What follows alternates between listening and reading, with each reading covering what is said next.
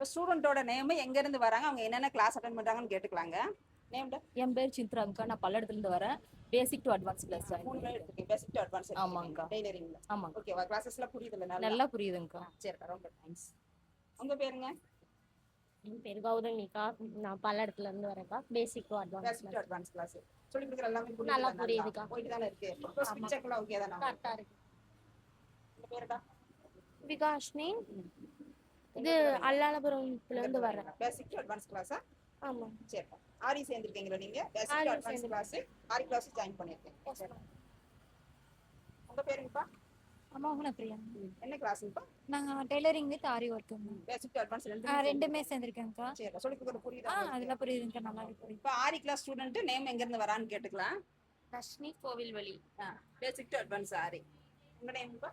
Sivakami Tiruppur. ஆரி பேசிக் ஆரி பேசிக்.